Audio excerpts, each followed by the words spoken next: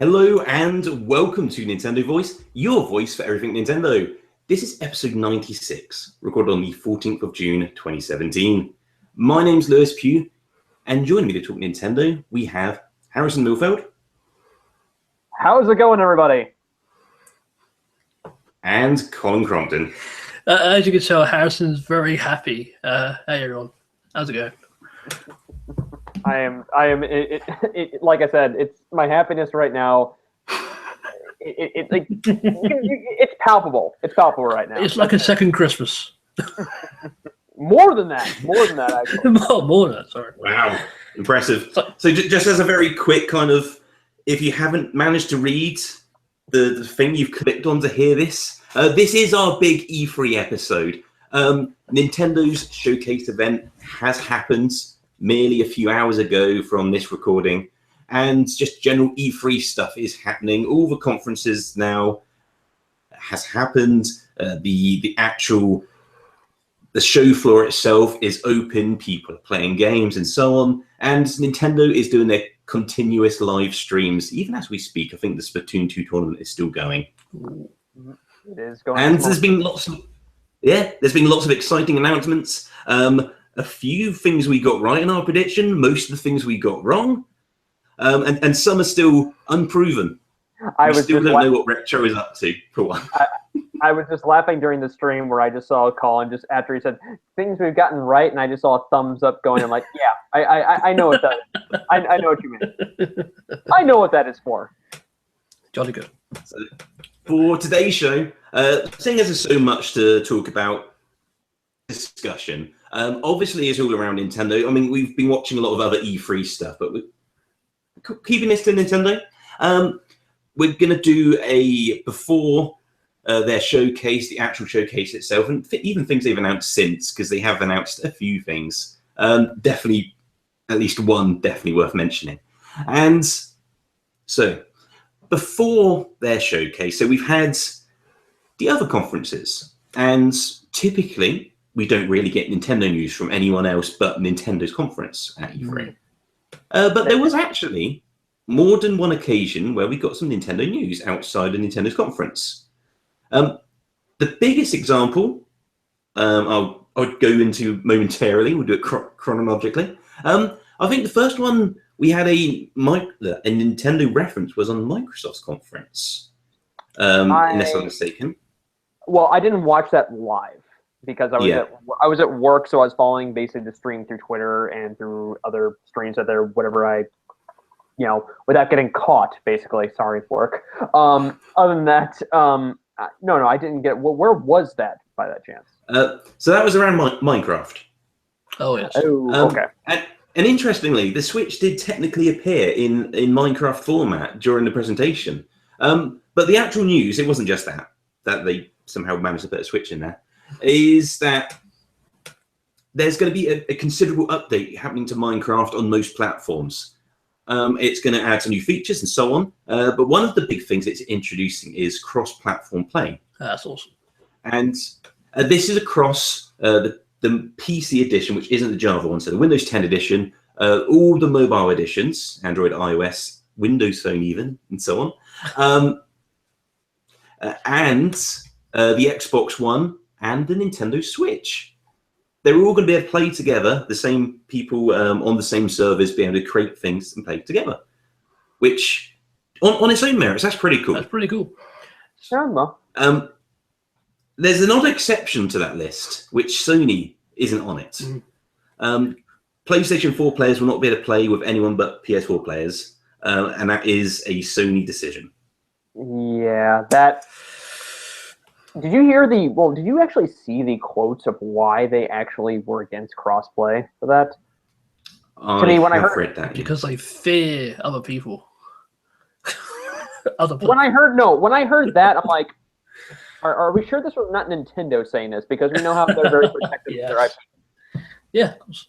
But Nintendo has this long series of codes which can protect the kids, so it's absolutely fine. God. But yeah, so we had the a little bit of Nintendo news there, which was basically that. And in EA's technically. We heard a little bit about FIFA on the Switch. Yeah. I don't actually know the full It details. was kind of a passing remark, I believe. It's like, oh yeah. It's Basically, Switch yeah. version. It was short. Well, More of an update. it was in passing, but obviously the kind of thing to go through it, whatever, is that this one is not using the Frostbite.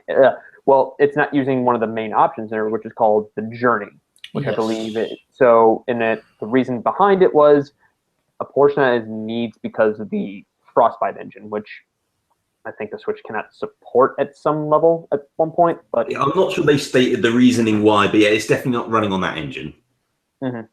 And so we had that news. The next piece of, and then more bigger news, is on Ubisoft's even event, where they started their show with the much rumored, yet still technically hadn't been confirmed, Mario and Rabbids Kingdom Battle for the Switch. And we now know it's official if there were any doubts. But more importantly, we've now seen actual gameplay. We've seen just kind of general cinematic trailers and so on. And we've heard Miyamoto and other people talk about the game. And we just generally have a much better understanding of what this project actually is now. Yep. And so, first up, I've not actually spoken to you guys yet about your thoughts of this game since it's been announced. What are we thinking now on Rabbids? Has our opinions changed?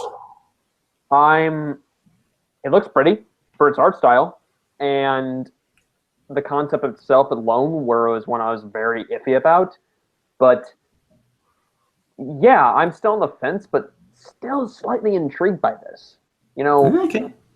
Given my response to the whole Ubisoft's like Rabbids influence to this, and how it's basically a kind of a duck and covered, a little bit like RPG. So that's like again, that's one of the things I have to get my hands on for a little bit, and one where I'm like, you know what, this is really interesting. How to see where it's something that's not within Nintendo actually developing something as far as a Mario property. I mean, yeah, we've seen that in the past with other things, but this particular is strange. But yet, Yes, that's a good word to summarize the game. It's the best way. So, yeah, my thoughts on Mario Rabbids is Yves Gilmour will make an excellent Bond villain. That's my thoughts. That's my thoughts on Rabbids. Yeah, don't you think? It'd be remarkable. No, seriously. No, the game looks great. I mean, it's like their version of XCOM. that's what I kept hearing all the time about that. And XCOM was like always trending on there, and then people are like, "Is there a new XCOM?" No, it's It's Mario Rabbids. they're talking about Mario and Rabbids. That's it. What But, I do love is just the amount of movement you can make in one turn. I mean, XCOM's like can be quite limited, but this is like you can do a lot, and you can do like combos and set up chains and stuff. And I think it actually looks quite deep, Yeah. with its systems. So I'm intrigued about it. I kind of want to try it out. Yeah, the actual kind of battle gameplay has won me over. I was always fairly open to this game, unlike a large portion of the audience who I just wanted nothing to do with it from the get-go, which and the humor is great as well. Just Yeah, the that's- Rabbids dressing up as like Peach. Yeah, And with with the- the phone and just taking selfies all the time. Mhm. yeah, I thought that worked well. What do you all think about Eves and Shigeru Miyamoto actually posting? Like, okay, and this was like a rarity as far as Shigeru Miyamoto appearing at a non-Nintendo E3 conference. I believe that's one of the first out there.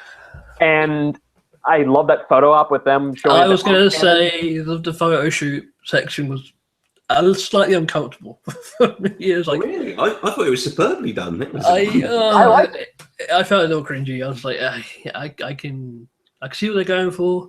I don't know. I thought it was really cool. It's a great surprise because it said you don't expect Miyamoto to turn up at any other press event, and here he is at Ubisoft, just waving a fake gun around. It's great. Yeah, John Arm Cannon. Yeah, but that's another thing. Don't you think it's like kind of weird that Mario is shooting things? I like it because it makes us feel different, Yeah, and I think it's good. Like because kind of I think what you're implying is that you could kind of almost envision like the proposal. Oh yeah, let's give Mario and his friends guns for this strategy game, and then thinking about Nintendo's immediate response being, no. I almost don't do that. A friend of mine was telling me, he goes, so you can give Mario a gun, but you can't give Shadow the Hedgehog a gun. And I said there's a huge difference, because they gave Shadow an actual, real, proper gun that could kill people. They got Shadow to point it at Sonic's head in one of the trailers for said game. Well, that's slightly different. It is very different. Even with toy-like arm cannons, none of them were firing them at each other. No, exactly. It's like, but yeah, the point I wanted to get to was in terms of the actual battle engine. I was impressed with not just like, oh, it seems like genuine in terms of there's decent balanced gameplay here. There is some depth, tactical strategy, but it kind of feels a little bit like Mario in terms of how they've like some of the things they've done with it. So how you can move your character onto another one of yours, and then you can do like a super jump. Yes. And like, jumping's a big part of Mario, so that kind of feels in place, but it's also something which hasn't really been done, or at least I've not seen that being done in this type of strategy game before. And then they've also got the concept of going through pipes. And again, that looks very Mario-like, kind of feels very Mario-like. And again, it's not the sort of, I've not seen that myself in this sort of strategy game. But again, it looks at home here, and it also adds like a genuine level of strategy to this game. And so it looks like this very weird mashup, which on the face of it makes no sense, but they've somehow made sense out of it. I think that's to be commended. Like, I think there's a genuine good core of an original game here. Yeah. Which is quite bizarre from its, like, no offense, but like the least original kind of beginnings in terms of let's put our mascots together to make money type pitch. Pretty much. Opposed to this is what we need to make this ultimate strategy game. Yeah, I do kind of feel like Nintendo's trying to give us a huge bone here, because the Rabbids aren't really on the same level as Mario. I think it works both ways. To be fair, this really, deal. I think the Mario franchise is pretty much carrying this game, and the Rabbids are just like a nice little extra.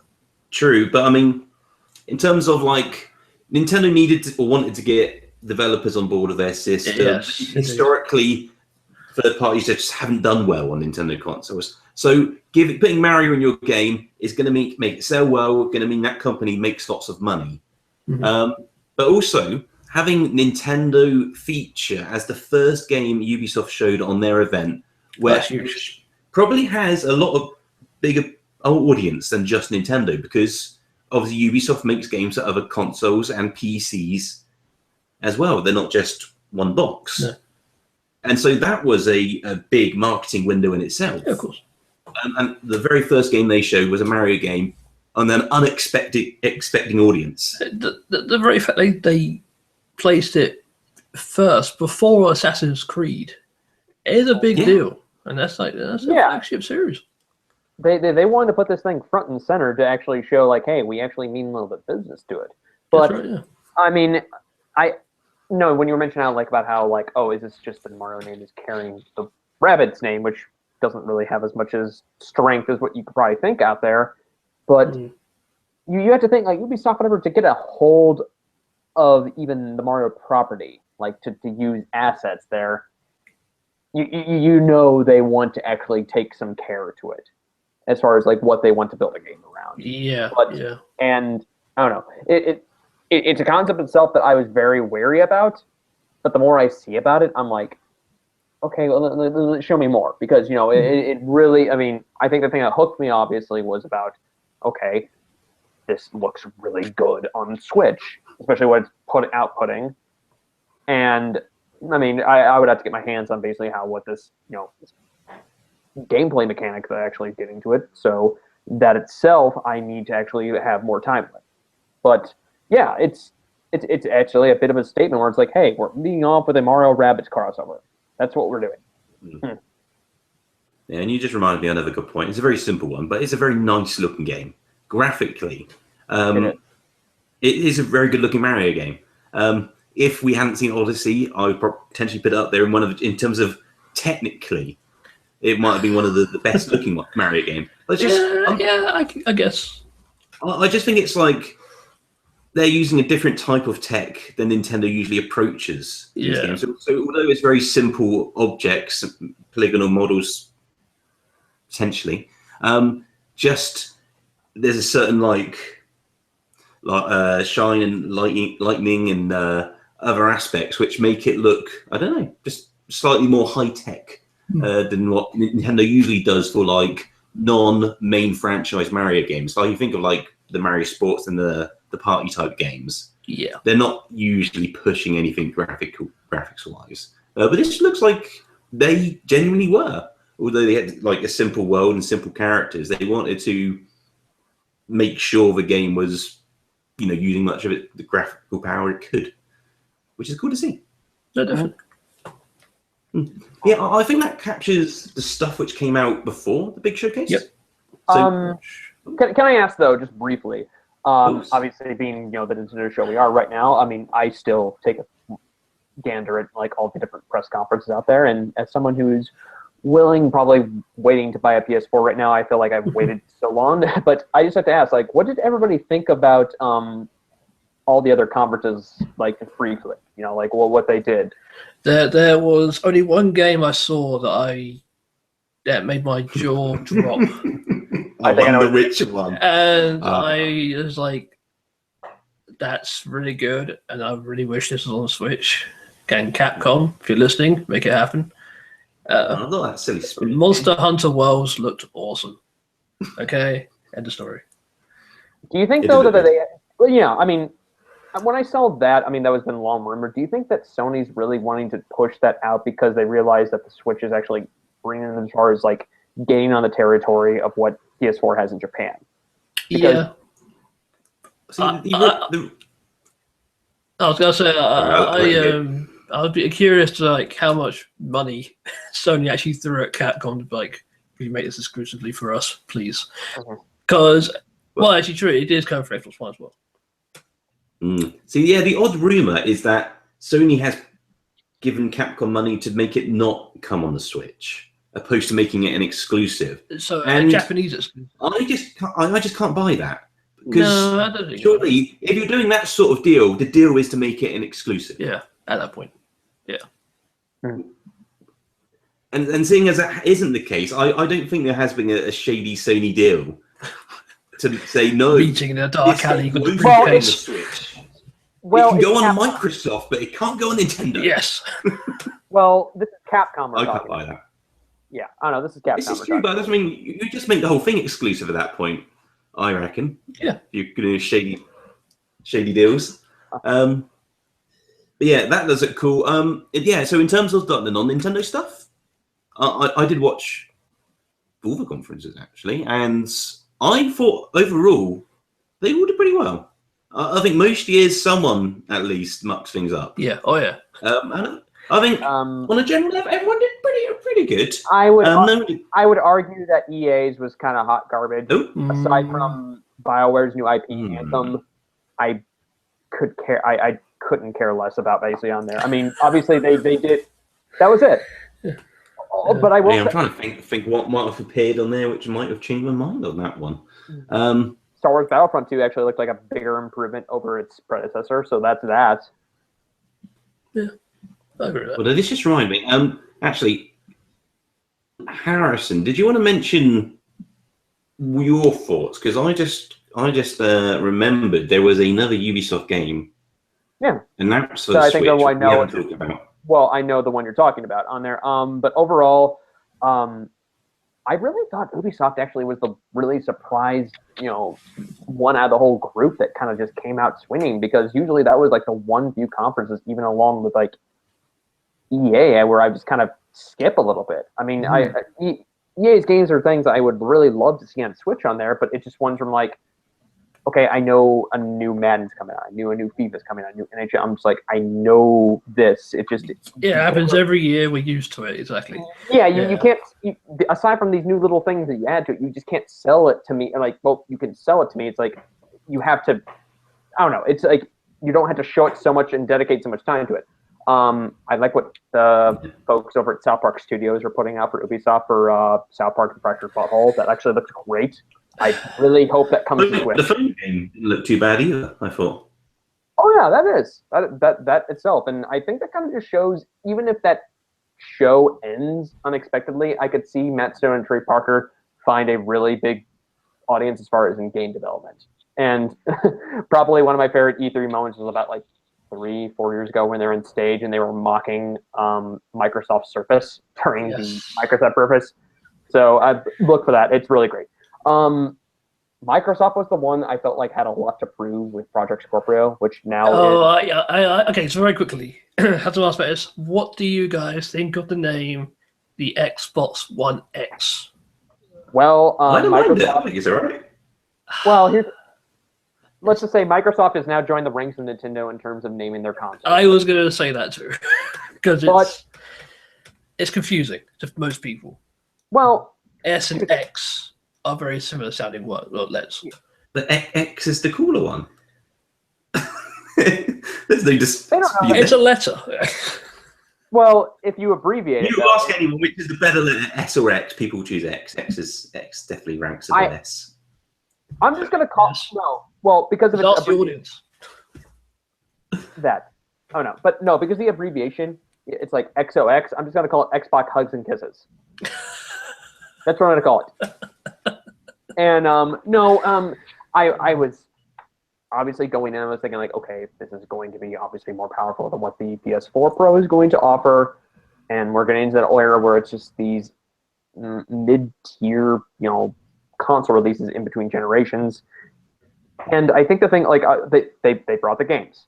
That's the one thing I felt like that Microsoft needed, but they kind of just muddled the term exclusivity, which was kind of very odd to them. And what was it?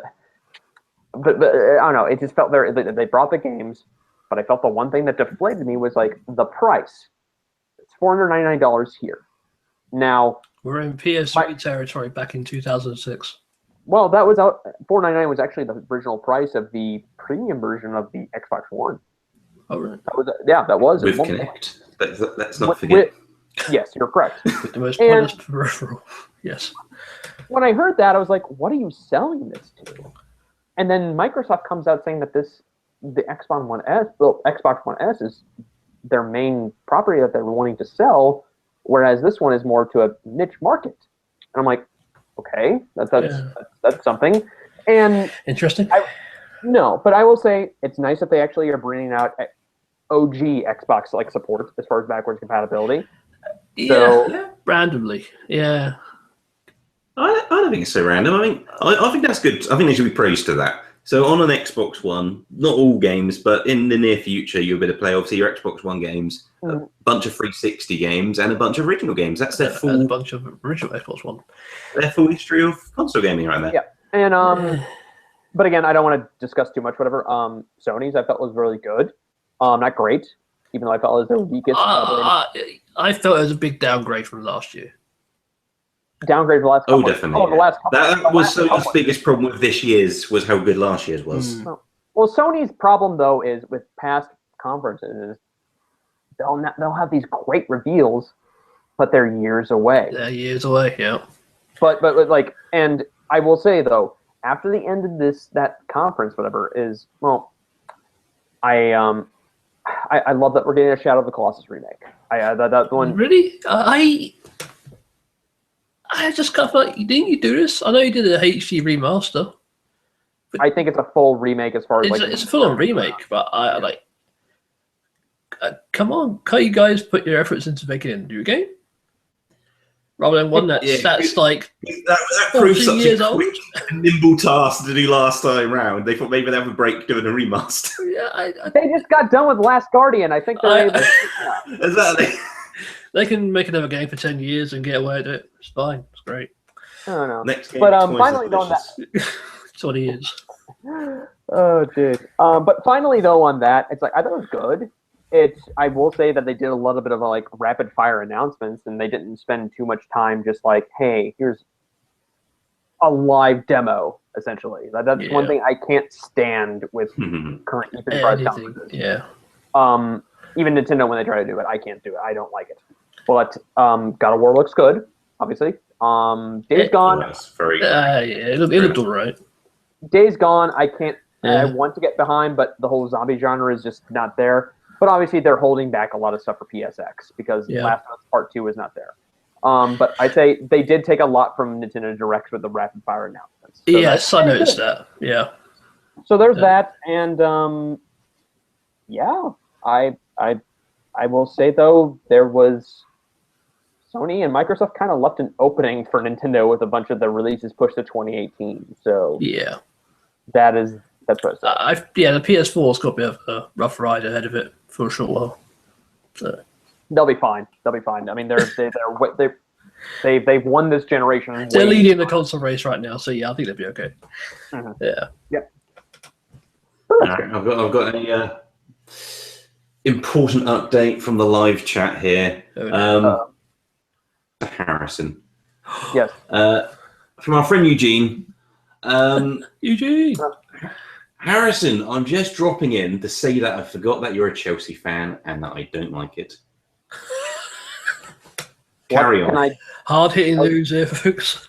Random, but thank you. I know. I mean, I keep my mouth shut.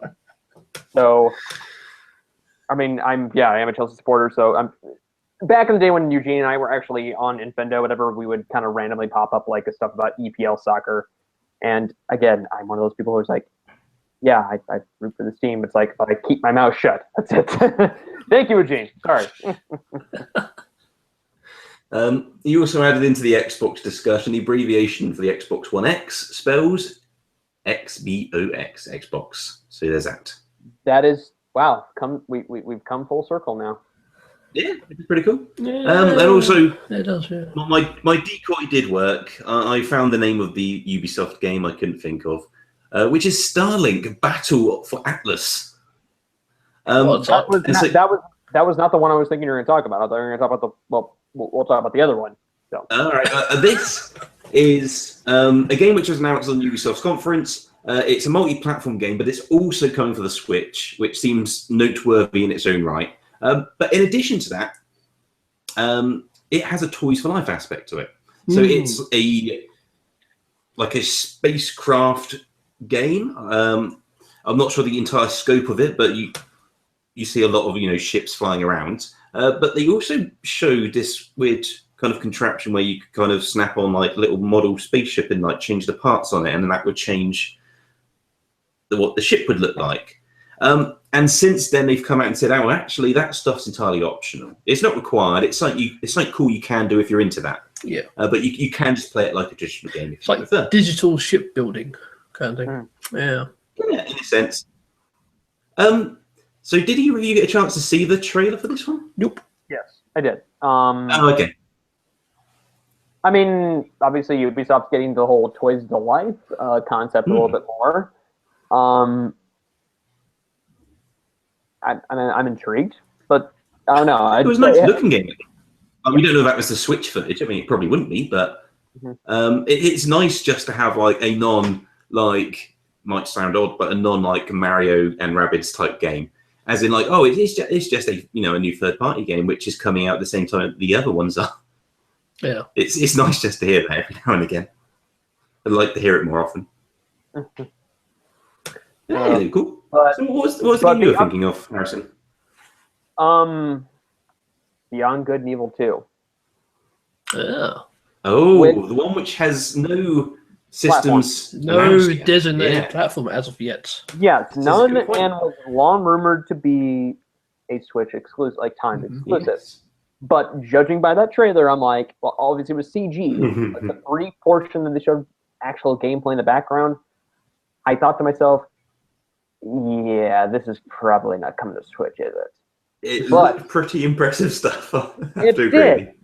But I really this was probably one of my favorite E3 moments was Michel Ansel came up on stage and he just was struggling to form his own words describing it. I love those moments where it just like a developer comes up, like when they have to put a project together and it's finally becoming a realization. Obviously, That something to me was a great moment for me, like for anybody to watch. And this is what I mean by like Ubisoft had the best conference because, as I said earlier, it felt genuine. Everyone came on. They didn't like. They're not like well, they were selling a product, but they felt like they had passion doing it. Rather than just being like, "Hello, I am generic spokesperson number 4. Buy our game." It's it's like they actually want to talk about it and detail what's going on, and it was good to see for a change. Oh yeah, it was. But I will say though, it was a bit of a jarring tone shift in that CG trailer where it's like, okay, Beyond Good and Evil is very family-friendly sci-fi adventure, great female protagonist, and it's like, that's a lot of F-bombs in this one. Wow. Okay. Yeah. There were a few. Yes. I mean, it almost felt like, are you guys trying to be very? It's like they were trying to be very edgy, but they went a little too far. But still, I'm just glad it's in existence, and hopefully it actually comes to it. So, I mean, yeah, it would seem rude to start nitpicking at this point, wouldn't it? After all this time. Back in the oven with you. A few more years yet. Pretty much. But I think you would assume, I think we actually had enough to talk about as far as the other press conference, because we actually have something big to talk about, don't we? We do. There was some Nintendo stuff, wasn't there? Oh, there was. Yes, of course. Yeah. Should we get into the spotlight presentation? Let's do this. Yes. Let's do this. All right. I did announce the beginning of the show, so it's going to be focused. We're just talking about Nintendo. Yeah. Focus on yourself, Harrison. Focus on myself. So, okay. The Nintendo E3 spotlight presentation. It started off with a montage of a few different games. And I think the general theme was the local competitive play. Yes. And so we had ARMS, Rocket League, FIFA 18, and Pokken Tournament Deluxe, and Splatoon 2. And correct me if I'm wrong, but Rocket League had previously been announced for Switch, right? Had it? No. I don't think it had yet. It was rumored. Oh, okay. It was not. Fair enough. That may be where I heard it from, but yeah, I did hear it. Anyway, we saw all these games, including Rocket League, for the first time, and yeah, that's how they kick things off. Just showing people playing in various scenarios, mostly outdoors. Interestingly, Yeah. and yeah, so I'm not sure there's a huge amount to say. I guess clearly the only new announcement from this was Rocket League, but it was just, I guess, ARMS is, it's still technically not out yet, but it will be out by the end of the week. Splatoon 2's next month. I'm really glad they didn't stop. 'Cause I was worried when the video started and it showed ARMS. I'm like, oh, we're not going to go through like the ARMS sales pitch again. They just had a direct. No, I worried that too. Where I was like, oh no, don't. I mean, I'm getting ARMS, but it's like, please don't spend too much time in this. Yeah, don't wait, because we heard the rumors that it's going to be 25 minutes long. Yeah. We're like, don't waste too much time on through these 200 combinations of different ARMS you could use. Yeah, no, but yeah, it was very brief, and that's good. Like basically, ARMS is here, right? Move on. Yeah, let's do it. That's good. Yeah, I think in general, apart from obviously the Rocket League announcement, it was just wanting to show off that they do have this theme going on about competitive local play, which is clearly an angle they want to push with the Switch currently. Yeah, and so I guess if you're into that type of gaming, you don't have a Switch yet, then maybe a Switch is for you, because there's going to be more of these things coming. I think it's a perfect match for a run there, and I don't know. It's the same thing when I feel like about like a game like Overwatch, for instance, where I'm like, this, even with a graphical downgrade a little bit, I don't know. It's like the way I describe people when they pick up a Switch is, once you get that concept, you will want everything that you want to know on that. Yeah, that's it. Mm-hmm. Yeah, and that's the thing. The local competitive play does go nicely hand in hand with the fact that it's a console you can take with you, and even play, on the go without having a TV. So you can, as kind of demonstrated, although it probably won't be as dramatically, you can take it out to a public place and genuinely have a competitive gaming session with someone, which is like the other consoles just simply can't offer. It is a unique situation they have, so you might as well tout it.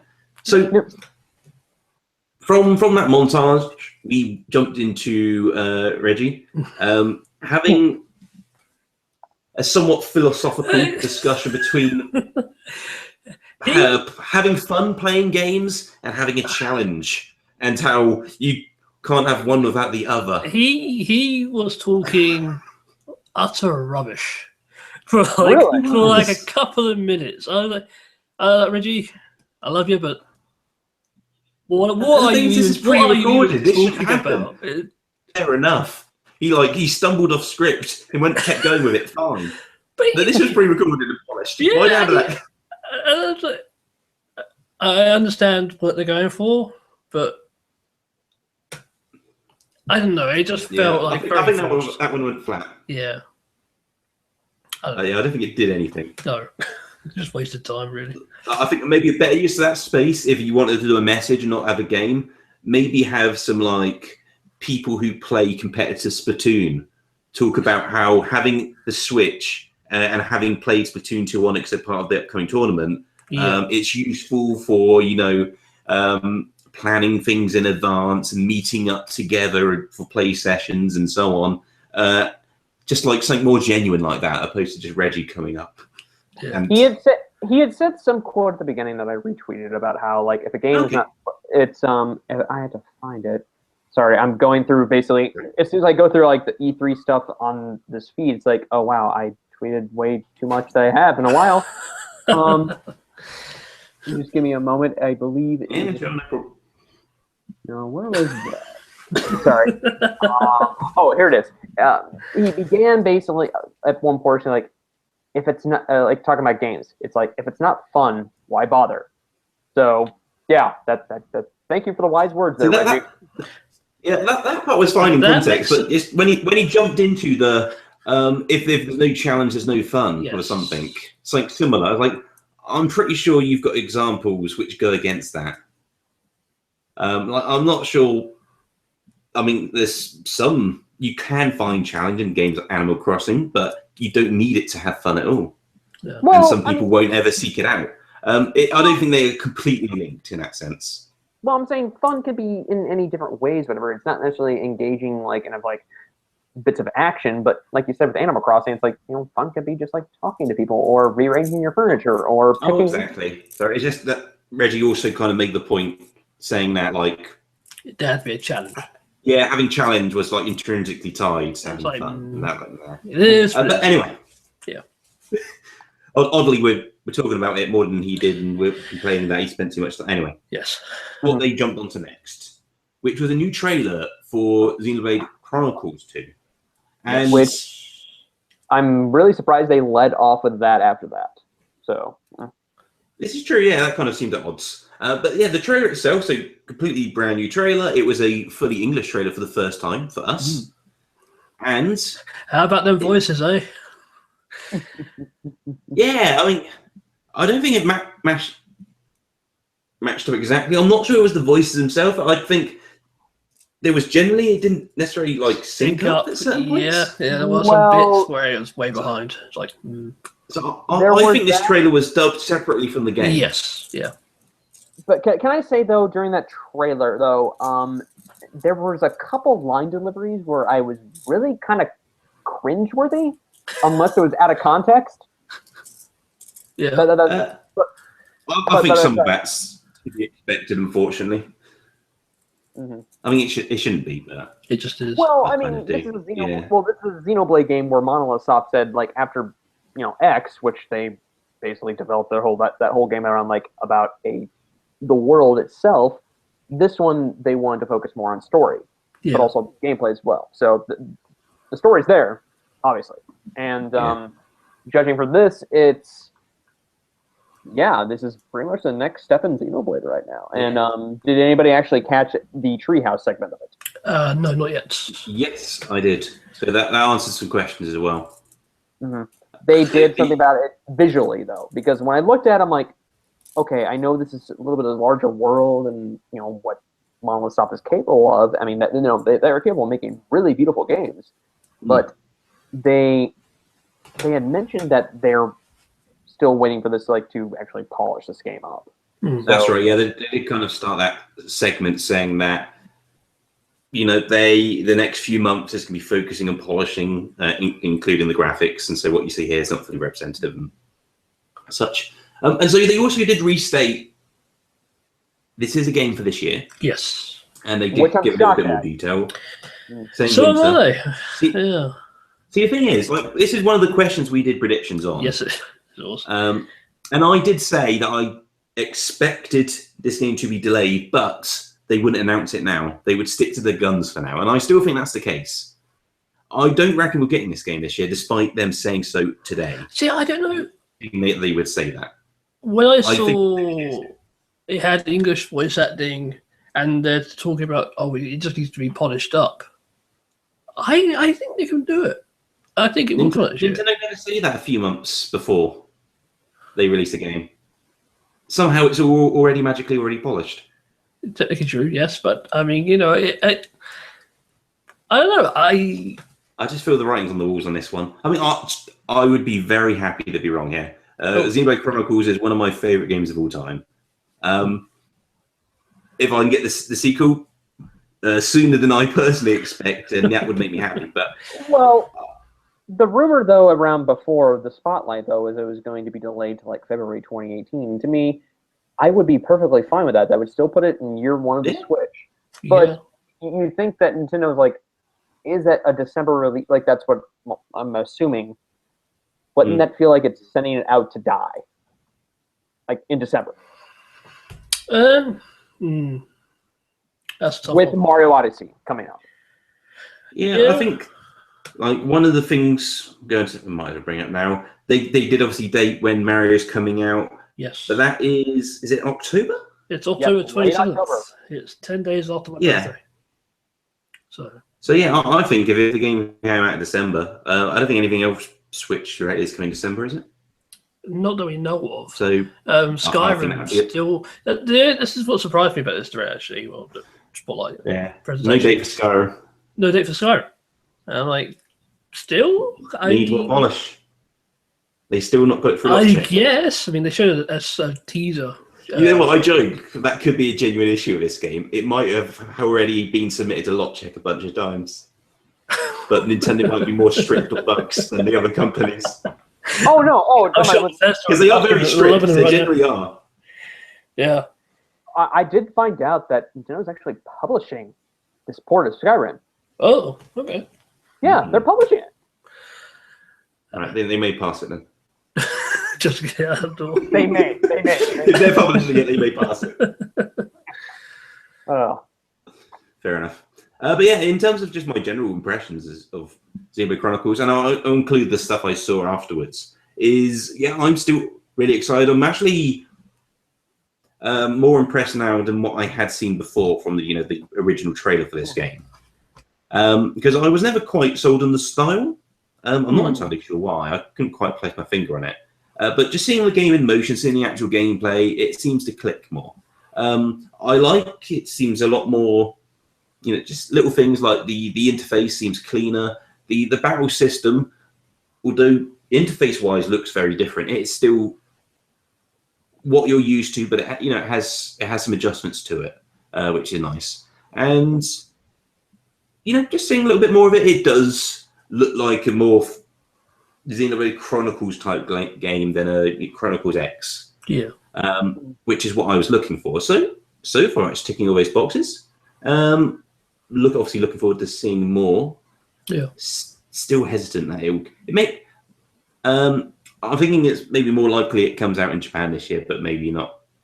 That could be a loophole to get around. Yeah. Exactly, but it did come out. Yeah. So it's a weird sticking point because I think this is what they've said, and even I personally don't think if it was delayed, it would be delayed for long. So it's a huge RPG which isn't too far away, and that's great for a system which is hopefully at that point not even a year old. Mm-hmm. Yeah, definitely. Should we jump on to what's next? Yes. Go for it. Yeah. All right. Next, they showed off a brand new Switch game, and this is tentatively titled Kirby. So we got a new Kirby adventure. See, I'm not sure if this is the the Kirby multiplayer game, which No, was the named. Kirby multiplayer games for 3DS. That's what I thought. I didn't double check, but when this got announced, I thought, oh, did they actually announce the platform? Did we assume it was free? Anyway, so we've got a Kirby Switch game now. It looks somewhat like, quite a lot like Kirby's Adventure on Wii. I can't think. Was there a Wii U version of that as well? Was it just a Wii game? Wait, what about Wii game? The Kirby platformer on Wii. Was there also a Wii U-like game for it? There was. Don't look at me. I don't do Kirby games, so I don't think there was a Wii U one, but there was a Wii one, right? There was a Wii. Okay, the Wii one you're talking about. Something Dreamland, whatever. It was a the joke Return is like, to Dreamland? No, that's anyway. Kirby Goes to Town, something like that. I don't know. No. I think its European name might have been different yet again. You know the ones with that. The traditional Kirby game, not the yarn game. Yeah. But it reminded me of that visually, but obviously Return to Dreamland. HD. That's what it's called It was Return to for the Dreamland. Wii. Yeah, it looked a bit like that. Not that I'm complaining, but it looks like a traditional Kirby game without any sort of fancy like spin on it, like Planet Robobot type deal. It's a straight up Kirby game which you can play with your friends. Coming out next year at some point. Yeah, there's no hook yet, which seems a little odd. I did like the way the trailer started. It's like, you need a hero that can wield swords and shoots fire. It's like, oh, what's this epic game? It's like, oh, it's Kirby. It's like, of course it is. Why wouldn't it be? Yeah, I think they should lean into that. This game needs a personality. And to be fair, they've yet to give it a proper name, so maybe now's not the time for it.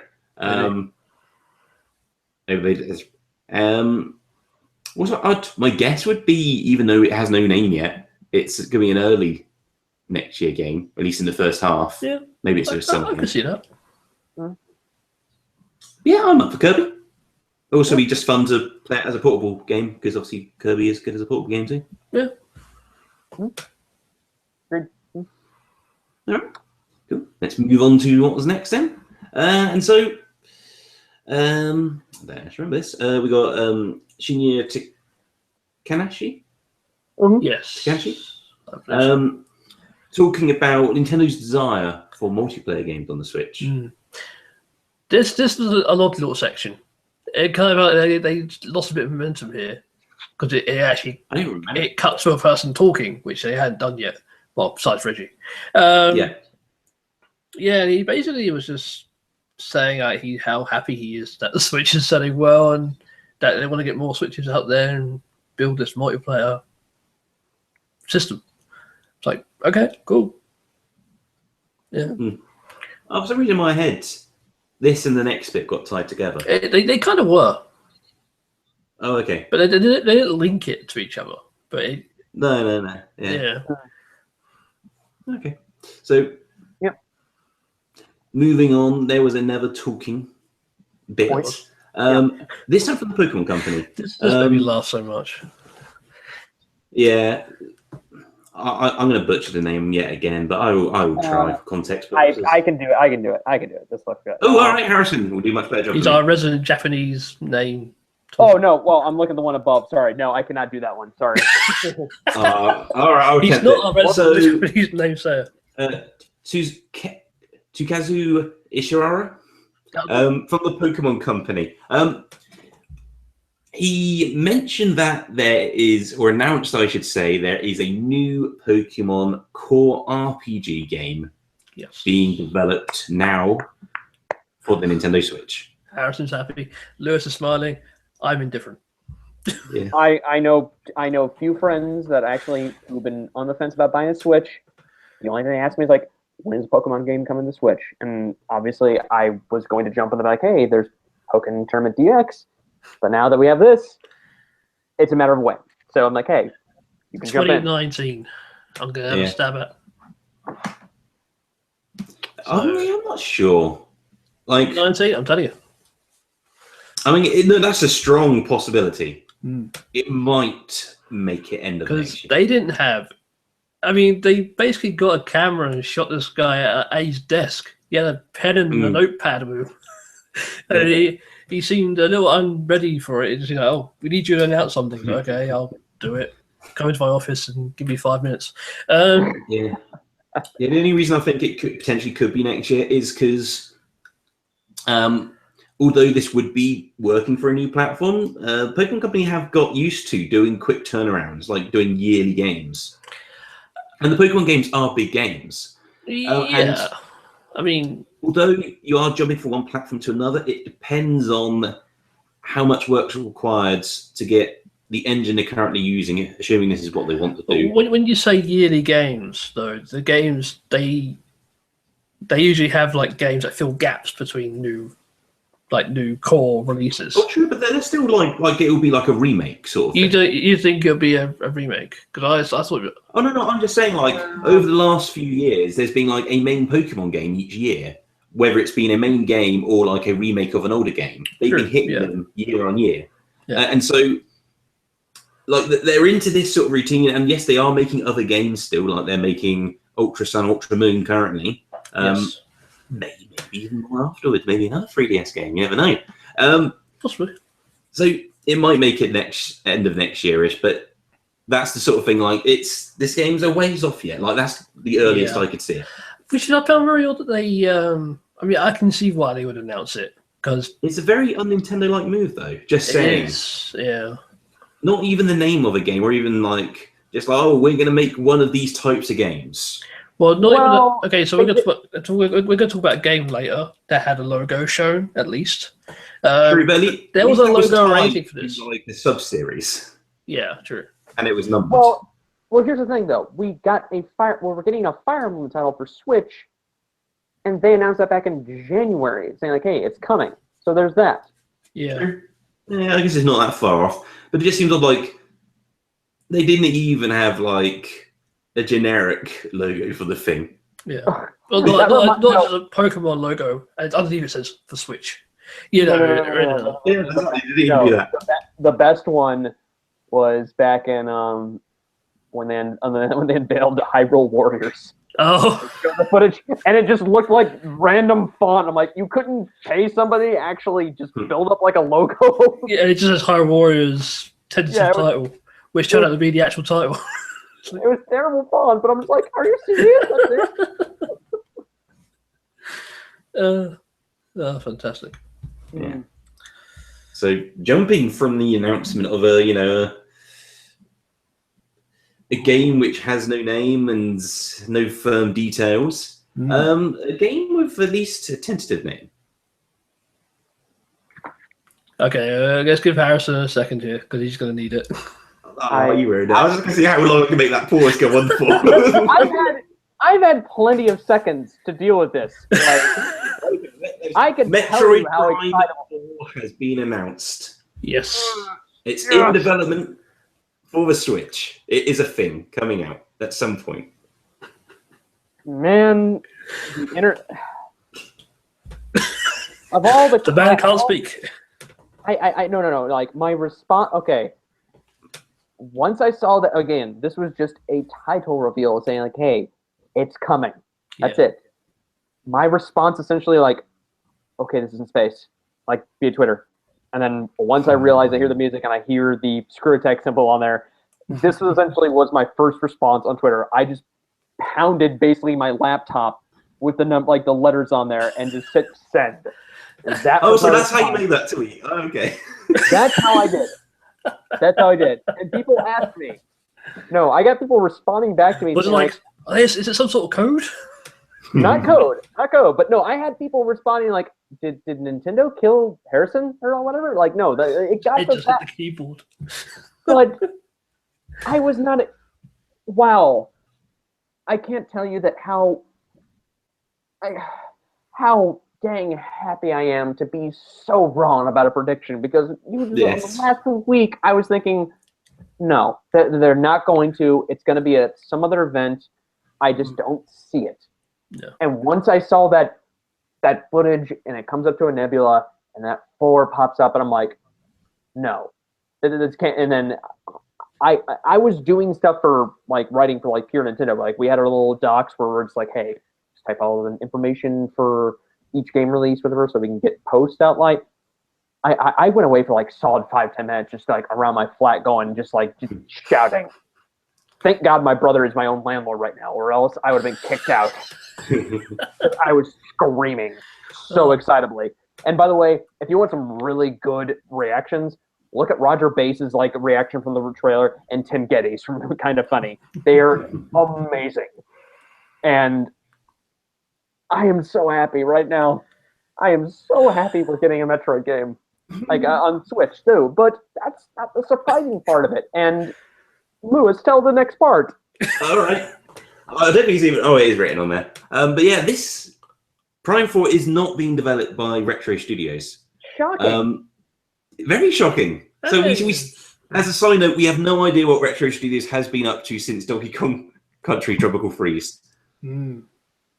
But yeah, it's not Retro. I don't think they've named a particular team or studio. Yeah. I think they may have referred to it as...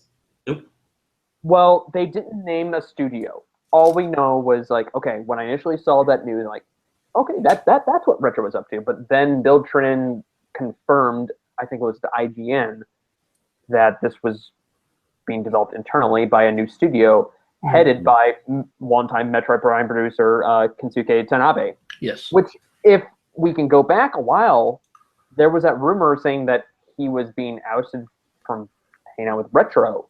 Yeah. But still, seems to be we true. Well, it seems to be, but not in over bad terms, whatever. No. Because if we actually look at Retro, though, I mean, obviously there were some changes from there. You know, quite a few.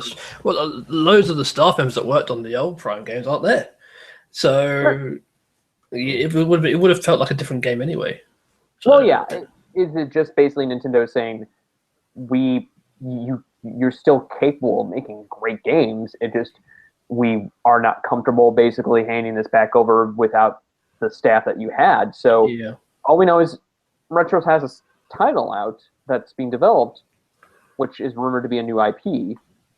And now we have this, which have so many questions of what this development studio is. Like, does Nintendo just make a new Western studio like under our feet, or I don't know. I'm kind of hoping it's next level games. I feel like they can handle it pretty well, but I feel if it was, then we would know it was them. Probably, yeah.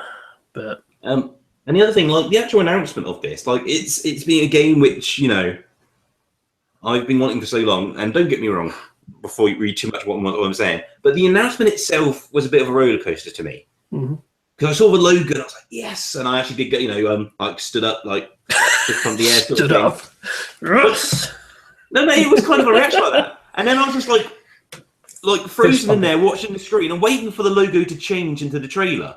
Yes, and then it just went on by. I was like, oh, not one of these announcements. And then like I remember the wording, and it was like, comes up at the bottom like in development now, and they had the word now in it, like as if they had just formed a team. Just started, like now go. And I was like, and it being handled by Nintendo, I was like, when are we going to see this thing?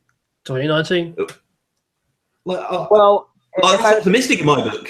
For like they spend a lot of time making a good game, internal studios at Nintendo. Yeah, especially if it's like something they don't use, like they have not made a Prime before. If I might add, well, please do. Last E3, we had a focus on Zelda. Yes. This year, we have a studio that's focused on Mario. What if next year it's a focus on Metroid? Oh, Harrison's like he's living the dream there. Well, we are all living the dream at this point. That's the thing, Colin. It's possible.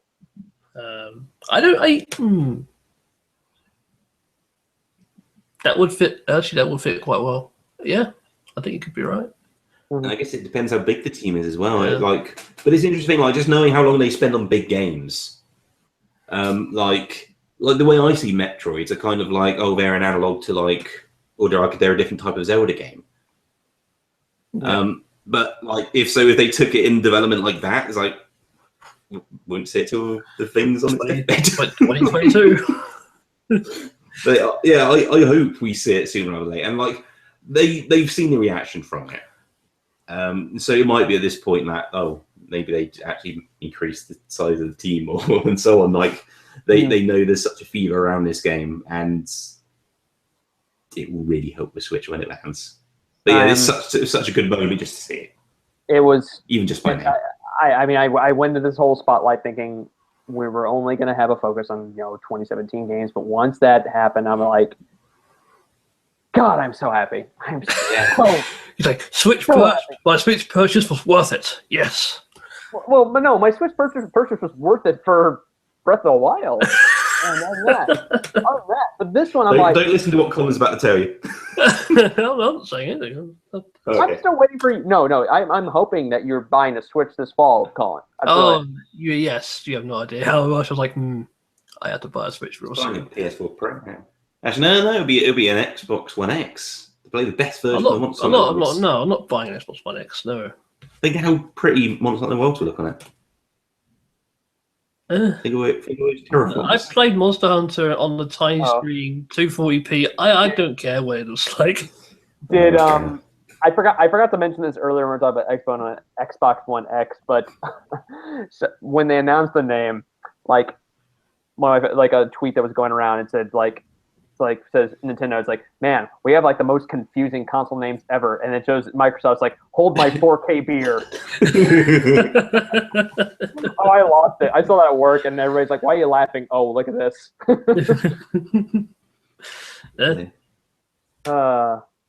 So from Metroid Prime 4, they went to another new announcement. Yeah. A new Yoshi game.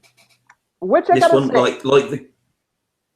gotta say, after that announcement beforehand, you gotta feel bad for the Yoshi team. Like, man, nobody's probably paying attention to the stream right now because we just announced a new Metroid Prime title. Exactly. Yeah. Yeah. Yeah. So, like the Kirby game, this is a game which currently is just called Yoshi. Or I should say, called to the name of the character. Obviously, the Kirby game is also just called Yoshi. That would be bizarre. Yeah. But this game looks an awful lot like Yoshi's Woolly World on the Wii U, and obviously then on the 3DS. Yeah. So I think Yoshi's still got that woolen texture to him. He seemed to, but the environment's very different. Yeah, the environment is different, but I think he's still a woolen Yoshi. Yeah, but he didn't have that effect when he fought enemies and the eggs came out. It didn't seem to be like woolen eggs. At least not from the way I saw it. I don't know. It was a weird aesthetic. I do really like the mechanics though they have going into it, with the whole you can swap the 2D plane right around and play basically the same level but on the other side. Yeah, that's kind of like what was the name of that Paper Mario game on the Wii? Oh, no, 1,000 Year Doors. Is this just Super Paper Mario? I think that rings a bell. That's possible. That game, the game we're all thinking of now, that had a similar mechanic where you could, twist the camera around. But that was more of a going from like a 2D to a kind of 3D. But it kind of reminded me of that. Yeah. When they did that in Yoshi. Yeah, but it's cool because it gives you like two different paths on the same level. I also imagine the puzzle solving with the whole swapping, flipping the level around mechanic. That's gonna be cool. They're gonna do some really cool things with that. Oh, definitely. Yeah. But it was a bizarre theme it carried on, which was we're announcing a lot of things here with very little information. Mm-hmm. Sometimes it's just the announcement that like this series is going to appear, and sometimes it's just the announcement of a game, and sometimes it's the announcement of a game but no concrete title, no necessarily concrete like theme features or ideas. Yeah.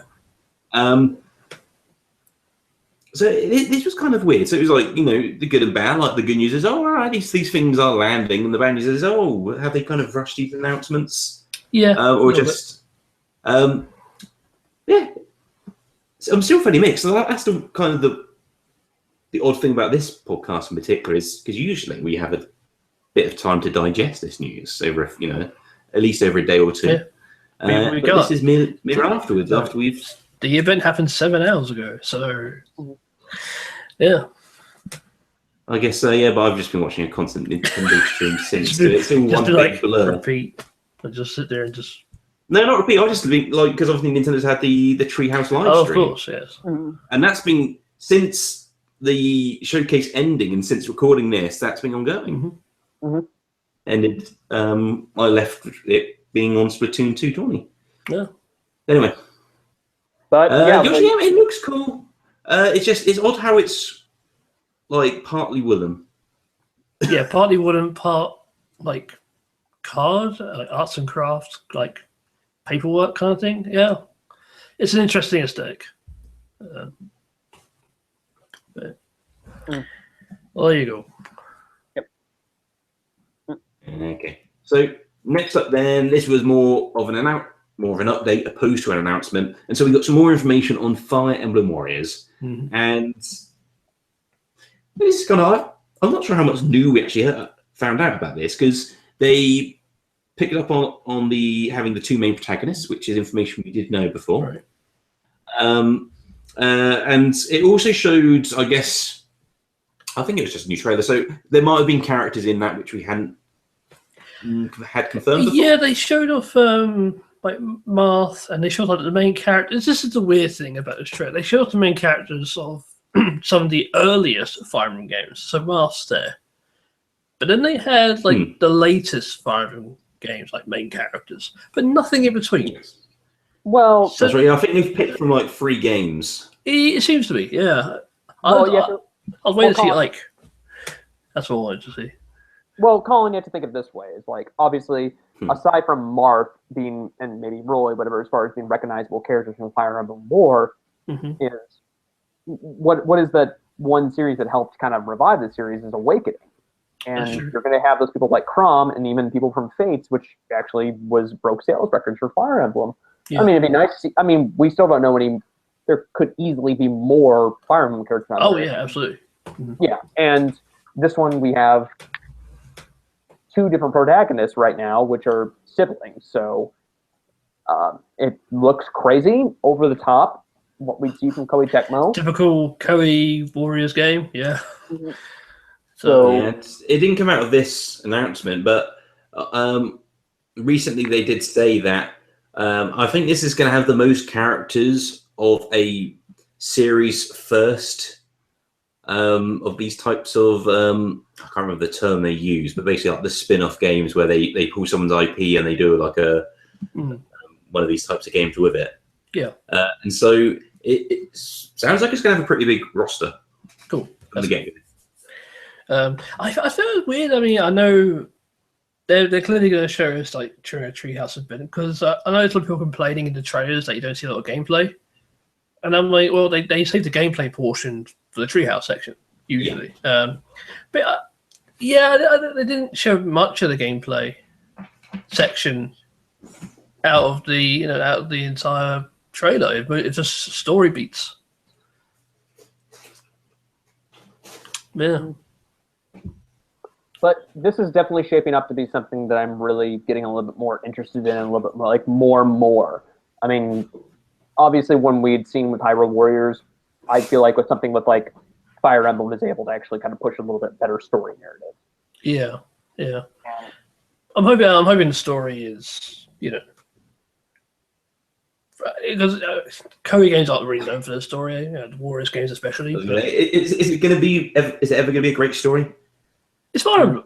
They got their story. Yeah, but I mean, but it's also a Warriors game. I mean, are they even taking that seriously? If I'm hoping, because it's based like on Fire Emblem, the series, I'm hoping that's that impetus for them to go. We should really sit down and write this epic story. I think the problem here is whenever you kind of pull from like multiple timelines or universes or whatever, yeah, you're always going to have a very similar kind of resolution, basic story, just to explain why all these people have come together. A rift in time. That's why they're trying to unite to fight some sort of common evil.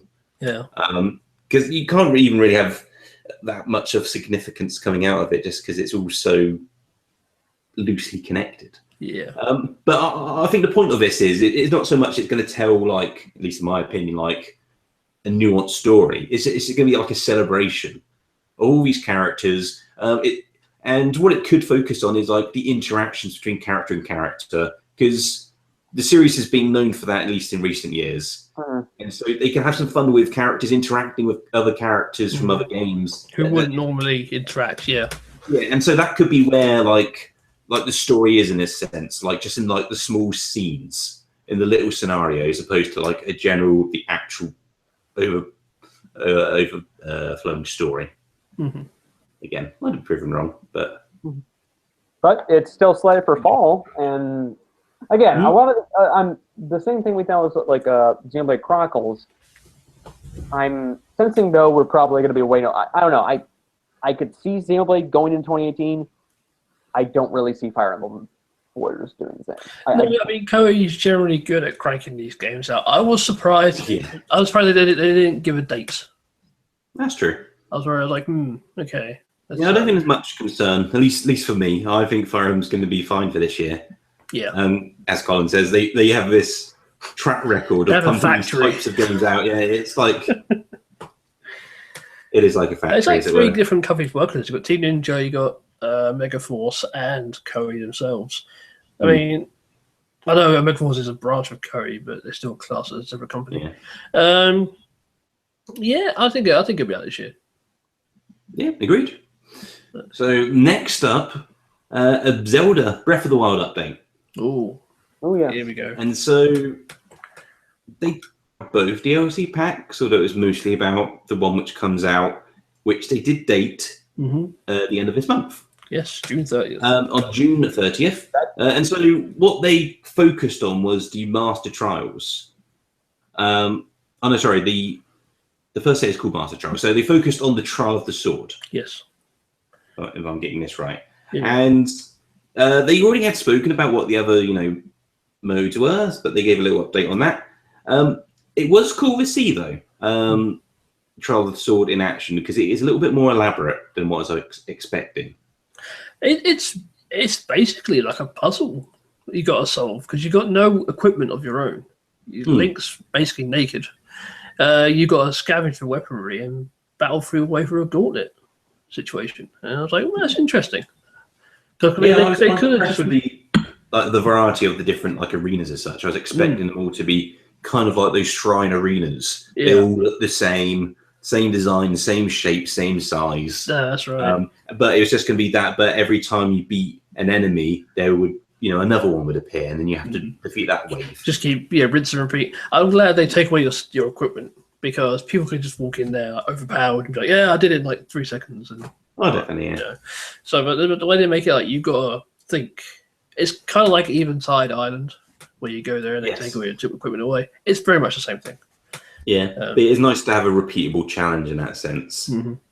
So it's just a piece of content you can go back to. You can't be overpowered for it.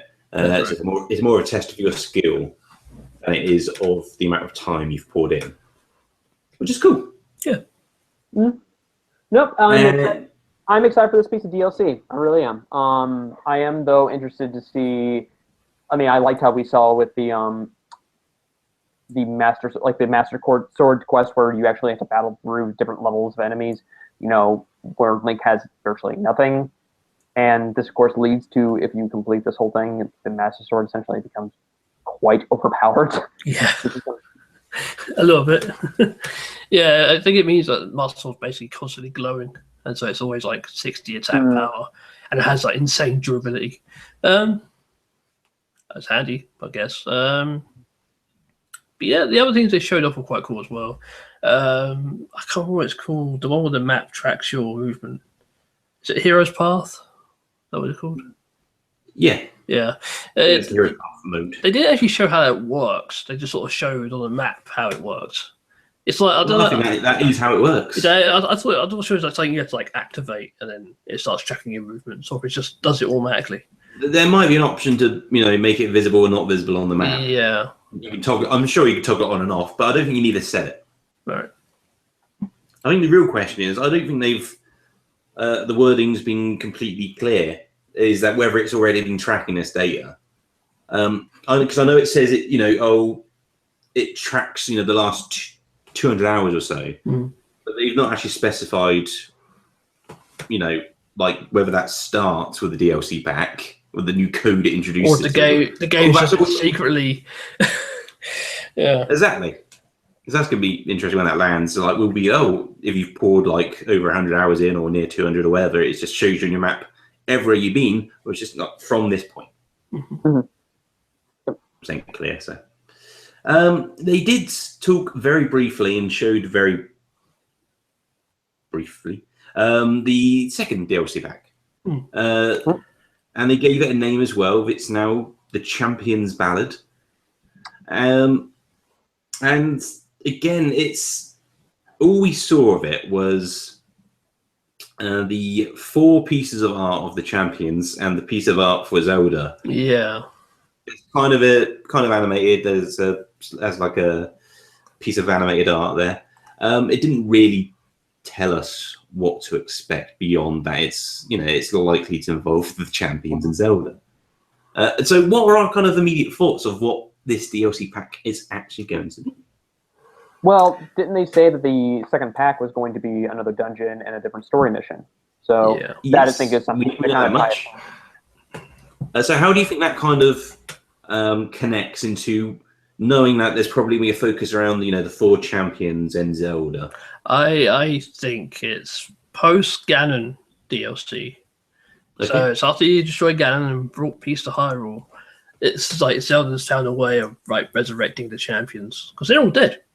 I mean, They're all dead, yeah. it's kind of, and I'm like, Zelda's still alive, which still baffles me.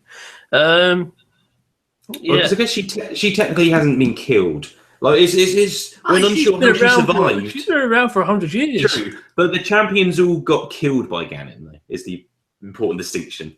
They all got defeated by him. She's been around for 100 years and she hasn't aged a day. That's a different question altogether. That's an So impressive. why feat. is she resurrecting these dead champions? I have no idea. Maybe because Ganon, the resurrection of Ganon somehow, like even though they said that he can't be resurrected, maybe he is going to come back and they need the champions back to prepare the weapons again. I don't know. Okay, that kind of fell flat. I got excited then because it sounded like you had this all planned out in your head already. No, I don't write these games. I leave that to someone else to worry about. But I did like the accordion section. With the Yes, the that bird was cool. playing the Legend of Zelda theme. I thought that's really nice. Yeah. See, my first guess would be like a prequel, where instead of resurrecting the champions, let's go back to where the champions were alive. But That'd be bold. That'd be bold. But yeah, I'm kind of hoping that when you do this DLC, you get something out of it to use in the main game. Oh, I see what And you mean. I'm trying to think, like, what could that be? It's like... But do you think there's any chance at all that you could play as Zelda in this? I don't think Nintendo's ready to take that step. Not even as a little bit of DLC. It's like if it was a standalone sort of thing, like nothing carries over back and forth. But you got this little gaming experience where you play as Zelda, and there's a dungeon around her whatever her ability is. No. Nah, fair enough. I think there's a small chance that might happen, just because it seems to be for DLC Pack 2. The image of Zelda as the Princess Zelda has kind of been tied to it. I feel whenever they bring What it. if the dungeon is actually tied to the 4 champions and you control them? Like you control each of them for a small section of the dungeon. Wait, yeah, as in, like the dungeon's big enough to fit. The dungeon's like split into 4 sections, and to complete each section, you've got to play a different champion. Ooh. Oh, you play as the champions, not as the. Oh, sorry. First of all, you're saying you control the beasts. No, or have you? that'd be cool. Just the champions themselves. It could be, but also I could probably see something like this where you actually see some cinematics of like what happened to them when they got them killed. Yeah. Because that's the one thing I really missed again, like in each of the when you went through all the divine beasts, like it didn't really carry as much weight whatever when you actually saw this and were like, wow, these are the best of the best. And it's like I wanted to see what best. I mean, obviously you see the boss that best them, but I felt like it would have carried more weight where you're like, oh my god, these things killed these people that were the best of the best of what this Hyrule had to offer. Basically, Harrison wants to see people die. Yeah, pretty much. and Colin, the opposite type of person, wants I to see want to people bring brought him to back. life. Yeah, Positivity. And I just want to play as a princess. So that's the three of us summarized by what we want to see happen in the Zelda DLC. Read into that what you will. Exactly. For the sake of time and for the sake of our sanities, I'll move on now. So there was a bit more Zelda stuff in a Skyrim sense. So they covered what we heard in the... Oh, actually, we never did mention this in the pre-show stuff. Yeah, we forgot to mention this in the Bethesda. Yeah, which is obviously fine. So obviously, on the Bethesda show, they announced that in Skyrim for the Switch, that there's going to be Zelda amiibo functionality, and you can have some Zelda items, or you can have Link's tunic from Breath of the Wild. There's a Master Sword as well as a Hylian shield. Maybe there's more things. And so they showed that here as well. I'm not sure if they mentioned anything else about it. They mentioned just that it was, recapping. well, as we mentioned before, apparently Nintendo is publishing it, and it is just given a solid release date of fall 2017. And they also, in the Bethesda conference, they showed off the motion controls. Oh yeah, I forgot about motion. So Which nobody cares about. But they're like, oh, I can do motion controls. I'm like, I don't want to play Skyrim with motion controls. Buttons work. I can't see it working with the engine. I've yet to play it. Maybe Apparently it works quite well, but Fair enough. I have no interest in it. Well, I mean, for anybody who never did have a chance to try it, I mean, this is great. But after Breath of the Wild, it is kind of a bit of a hard sell. But still, I do hope it really works well for this particular, especially for the Switch. But Skyrim has definitely entered the territory of, say, Minecraft and Resident Evil 4 of games that have been re-released so many dang times.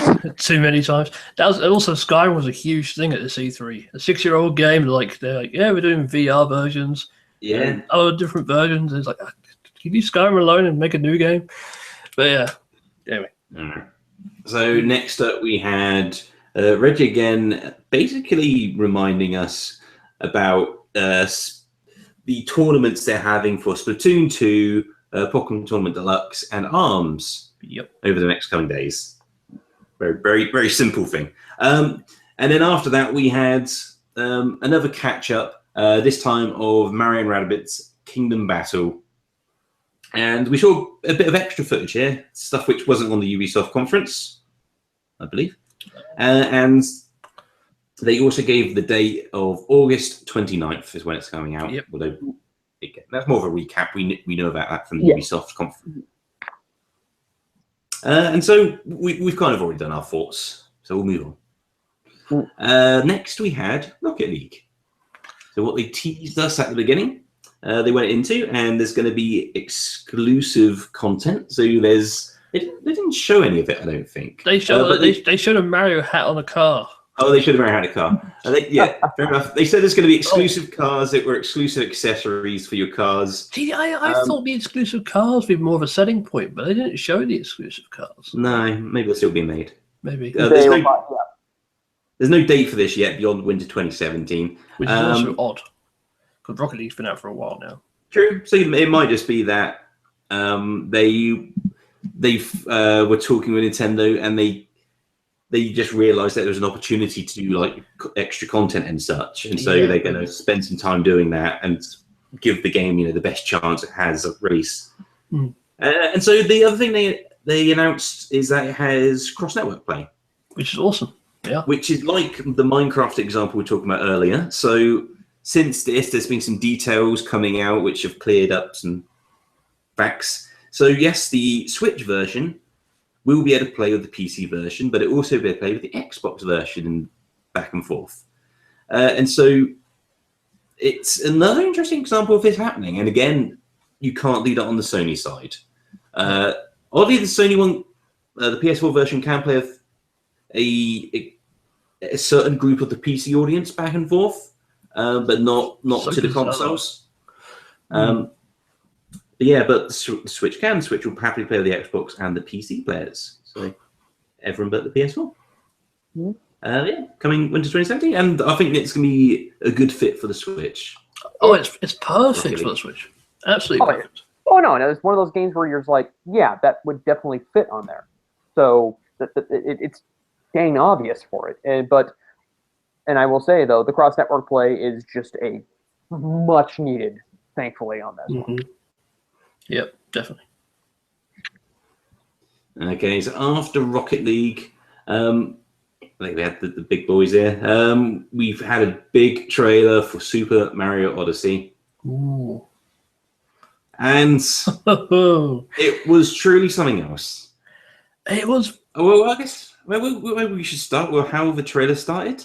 Yeah. So, we had this big, lush environment, like the camera panning through, and then we see this big T-Rex. Yeah, and I'm like, here we go. It's Jurassic Park the game for Switch. Yeah, we see it from a few different angles. Like I've essentially watched it, and like they're very obviously carefully don't show the top of his head. Yeah, they keep like a bunch of different angles of his T-Rex, like looking quite vicious. Hey, I briefly thought it was Monster Hunter for a second. Yeah, I just saw a T-Rex. Yeah, that's so good. I never that thought never crossed my mind. But then again, I saw that T-Rex. I'm like, did they cut a deal with Universal? What's going on? That's why I went. It's like, Jurassic Park. Okay. So, I couldn't quite work it out. I was like, is this another weird Xeno spin-off? But was you like, just like the field reminded me of like a Xenoblade field. No, definitely, I'll go with that. But yeah, when T-Rex turns around, like he does the mighty roar, and you see the hat, you're like, hang on. I recognise the hat. It's like, And usually T-Rexes don't even wear any hats. But that also, though, I mean, once I saw that definitely confirmed a theory of like what this next Mario game was going to do, and it was like it's going to revolve on hats. Yes. Yeah, there was definitely a very big hat theme here. Yes. And so there's going to be a few things to break down here. So one of the big new mechanics, I guess, is that you can throw your hat at certain objects, and then you'll be able to be that object or the person or thing. Mario can now possess things. Yes, which is the other new element which comes. I'm not sure it was explicit in the trailer, but basically the hat or the thing that you wear is a ghost. Yeah, seems to be the case. Yeah, it can possess inanimate objects, so some ones, enemies, and even people. Even people. Which I was like, wow, that's interesting. American take over people. That was one thing when I saw from like initially from the Switch presentation back in January, where it's like, okay, it's a return to a sandbox 3D Mario title with a emphasis on using your hat for which we saw in that first trailer for platforming uses. And I kept thinking, what can they do to change? You know, for anybody, if there's one thing you could count on, whether it's a Zelda team or Mario team, they're able to find this gameplay mechanic and what they feel like, okay, you think the series is getting stale, here it is thrown on its side. And what we saw with that little trailer, it's like, it seems, and even from the Treehouse stream, it is apparent that you are able to just almost possess anything. Yes, bizarre. You can possess a tank. You can. But you can possess a tree. The most bizarre thing in this trailer, and there's quite a few bizarre things that happen. All right. Mario is driving a scooter. Yeah, yes, it's like, I never thought I'd see that, but yeah, that does happen. Yeah, I was like, okay. Which, I mean, that shows to me that, is it New Donk City? It is New Donk City. Yeah, never forget. Which, by the way, obviously with all the Donkey Kong references in that particular hub, Pauline from the original Donkey Kong is the mayor. Yes. He's the mayor of New Donk City, yeah. Yes, that's right. Which is awesome. Which is leading me to believe a theory is, okay, I don't want to say this, get too deep in this, but is it trying to connect all sorts of Mario lore together? Possibly, but the weird thing about this game, which watching one of the Treehouse streams reminded me of, is that when you look into the sky in this game, the areas are kind of like these artificial domes. Oh, yeah. Which have been constructed. And so how does that fit into all this tying together? And like, I'm genuinely intrigued of what. There's got to be some explanation to this stuff. Yeah. So I'm really intrigued to find out what's going on. What's the basic story here? In 4 months, you'll find out. So not long now. So, no, not long. So yeah, it's releasing October 27th. Yeah, 27th. It comes out. Wow. Yeah, not too long. Like, no, I always said, like, was it any 3D platformer? I mean, well, the only other platformer I was really interested in to see through is Cuphead, which, by the way, finally has a release date. Yes. Like 33, but Microsoft had a 3D platformer they were showing, and I forgot it was, who just joked about, like, seriously, you're going to talk about a 3D platformer when Mario, like a main series Mario game? Super Lucky's Tale. Yes, that was it. And which I'm sure it's great. Infuriated me because the first few seconds I thought it was a new Conker being announced. And then I was very disappointed because I was talking about it just the other week. Mm-hmm. It's like, oh yes, they're finally bringing him back. Oh no, it's just a generic Skrill platformer, not you got some Conker. self-referential take on platformism. Yeah. I still think Bad Fur is a great game. Anyway, beyond, do we have more Odyssey to talk about? I know there's a lot to digest, but there might be something. Well, I did find it later. I did find it funny that the rabbit enemies, the ones that you would saw in the first trailer, are actually called, because there's still things about, apparently like a wedding between Bowser and like Peach, whatever, which they're the wedding, like these rabbit characters, they're the wedding planners, which also are bosses. I'm like, okay, that's clever. That's a little bit. And we're getting amiibos with this one also, so that's so bonus points to Harrison here. That was his specific prediction that we would have a Tux Bowser amiibo, and the hat functionality. I did say that. I did say that. You did. He did. Well, he said it. I did, but also I think. Well, I thank you, Colin, for actually sticking to your guns with the Metroid prediction, which I felt confident going in. I'm like, oh wow, they're just nothing. It's just going to be a very bad showcase. Why not? I'm still confident about my Retro Studios prediction. It obviously just hasn't announced yet. Do you know the prediction I'm most upset about though? The reboot one. The reboot one didn't happen. Yeah, it didn't. There were no skits from the crazy reboot. That's right. Actually, let's talk about that quickly. The actual layout of this presentation, I felt was really good. It's 25 minutes long, but they got through a lot of games and a lot of information in 25 minutes, and it was clean. It was the transitions were all smooth, and I thought it was really good. The only problem though with this is once you Nintendo's in a strong case right now, especially with the first party output and certain games that they have with the eShop coming out. Mm-hmm. But it's like if you strip away a lot of that, when you look as far as third party, it's quite bleak. Yes, it's a little barren. Yes, definitely. So, which kind of leads us to thinking how far does this thing have to sell for people to actually, as far as third parties, to jump on? I'm like, okay, we're on board with this. Good question. Quite a few more, apparently. Indeed. That's definitely a question that Nintendo is going to have to answer going forwards. I think, oddly, they're getting away with it for now. It probably helps that, systems are sold out, and it is generally a positive message going around currently. But sooner rather than later, we're going to need more third-party games. Yeah. But the Super Mario Odyssey trailer, that did wrap up. That is how they ended their presentation. But we have heard some more announcements since. Let's jump straight to the bigger two. Can I say, though, before the audience thing, that song that they had during the trailer was awesome. It was very cool. It was cool. It was the 30s big band song, yeah. And going by the name of the song, it sounds like it's meant to be Pauling's character who sings it. But to think that that's in a Mario game perplexes me.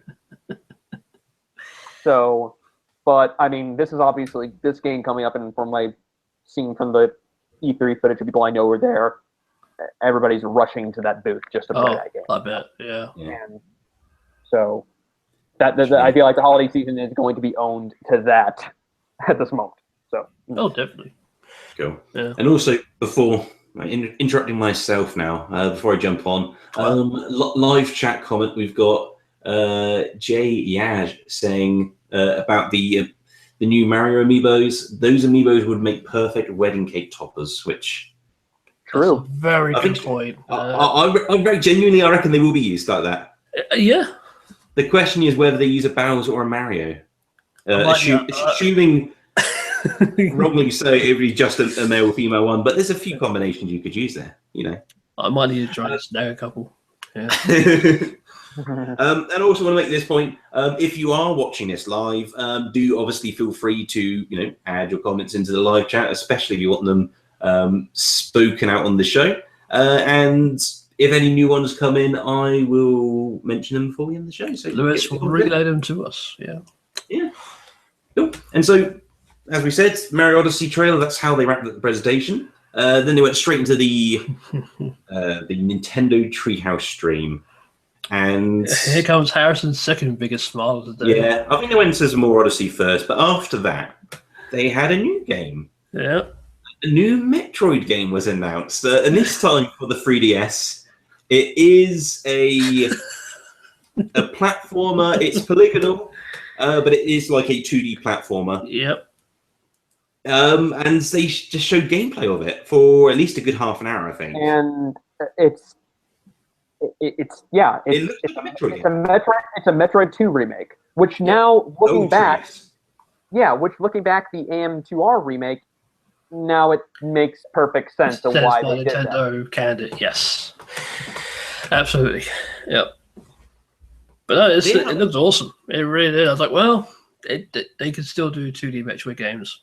This is great. I'm curious to see if this is just like see if they can gauge interest in the 2D Metroid game, see how well it sells, kind of thing. Yeah, I'd love to see more 2D stuff. Well, I think probably after what they saw with Other M and then Federation Force as well, is that they really wanted to get back to the roots first before they tried something weird. But obviously with this one here, what we can see is it definitely borrows a little bit from the combat from Other M. I was going to say, it's very physical. Yeah, with a close quarters combat portion to it. Yeah. So, I was like, and wow, I actually am okay with it. I'm okay with it. I thought it was cool. But this one's being developed by, I believe, called Mercury Stream. Mm-hmm. And they did a Castlevania game, I think was on the 3DS or the... yeah, they did the 3DS one. Yeah, Lords of Shadows? Something Mirror. It had a mirror. Mirror Fate. Mirror Fate. Which it does turn some some heads, but with them being heavily involved with this one, I think they could probably pull something off. And because Sakamoto was actually during that stream too, and this again, this was revealed on the second portion of the Treehouse Live, and I think the day before, Reggie Fils-Aimé had said that there's going to be a breaking news announcement to this. Yeah. So, see, if they had only shown a trailer of this and not any gameplay, I would have been concerned just by the pedigree of the developer.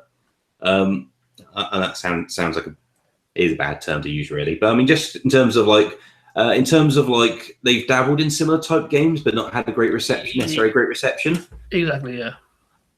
And so, but I'm glad they did show lots of gameplay because we just got to watch how it actually is, and it looks like a Metroid game. But it also looks like a nice modern take on a 2D Metroid game. Like I did like how I can't really exact moment, but sometimes like the camera would you pan in a bit and show a little bit more detail.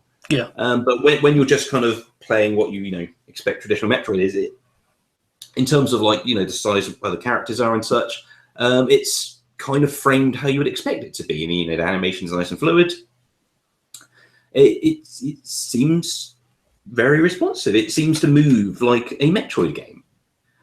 So, all good points. And so this is probably going to be the game which actually makes me go back from Switch to 3DS for a bit. That's the Because thing, though. I've not picked up my 3DS. That's the thing, though. You have a new edition of these Pokemon games coming out, and this, 3DS is not really dead this time around. And this is coming out fairly soon, too, in September. Yeah. That's actually one thing about this presentation that actually kind of surprised me. There was no 3DS stuff at all. It was purely a Switch event, and they're basically saving the 3DS stuff for the Treehouse. I thought that was good in one sense, because obviously the Switch is their focus now. They have to push it. But I'm glad they are going around to the 3DS stuff as well, because I was people like, well, they're ditching the 3DS, but no, they're not. No, I think it was smart to have the presentation just on the Switch, because I think there has been a lot of opinions recently that, why is Nintendo still making 3DS games? Why isn't every game a Switch game? Yeah. And so, for the big presentation, just focus on the console they're actually actively pushing.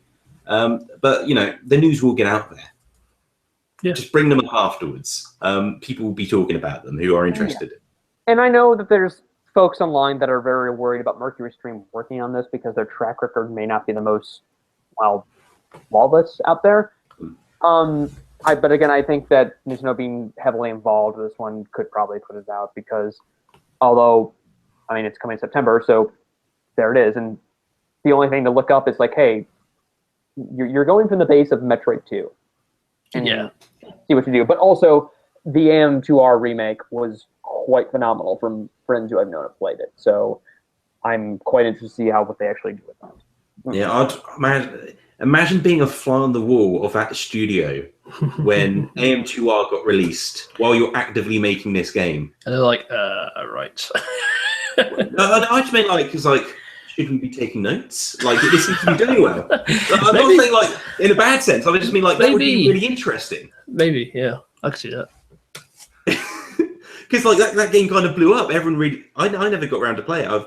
I do actually have a copy somewhere. But I've still not played it. But it got really well received. And so this game was definitely being made back when that came out. So that just must have been bizarre for them, just to see that explode on the internet and go, well, we can't talk about this thing, but we've got something similar in the works.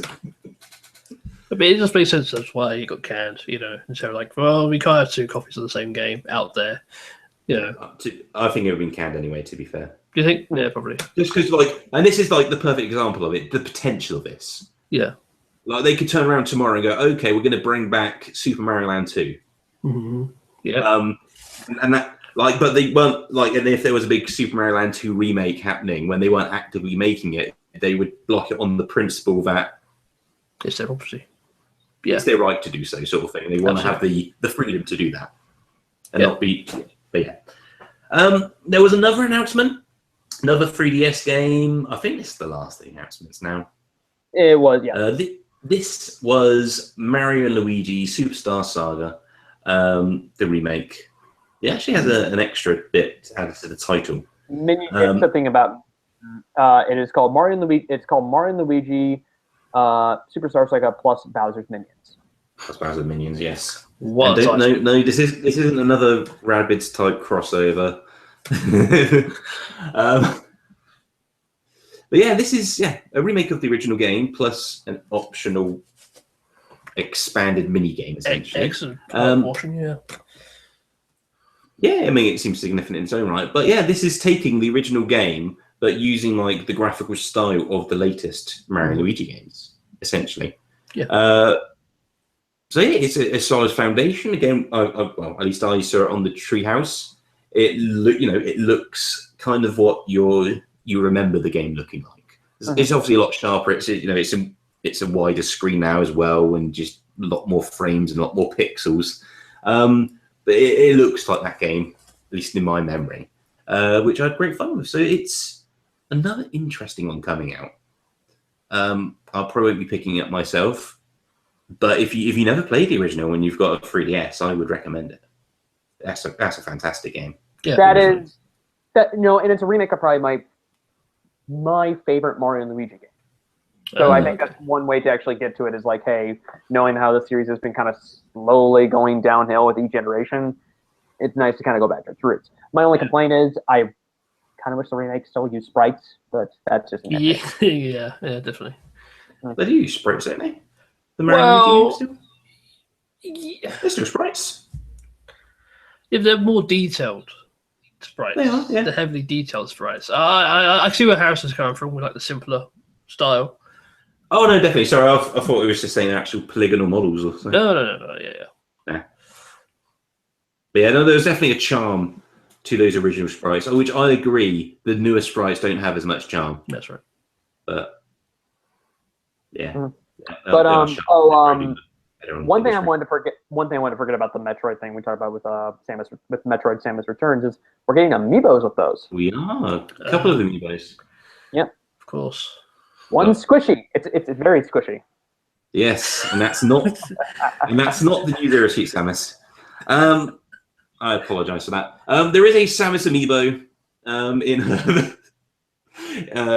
the various suit, and there is a squishy Metroid, and they come in a double pack as an option. Yep. Harrison's buying these as we speak. Yeah, have you pre-ordered them? I'm waiting for them to open. There we go. Fair enough. I am just waiting right now. That's awesome. Cool. So I guess quick amiibo catch up because there were some other amiibos. So we mentioned the Mario amiibos, as in there's Mario, Bowser, and Peach in their wedding outfits. Yep. There was also a Goomba, and what else was there? Another enemy, I think. Koopa Trooper. Is it Goomba and Koopa Trooper? I can't remember. Possibly. I think. But there's also a couple of new Fire Emblem amiibos. Chrom and Tiki. Yeah, good spots. And I think that covers the amiibos. Are there any other amiibos? Did we mention the Legend of Zelda ones?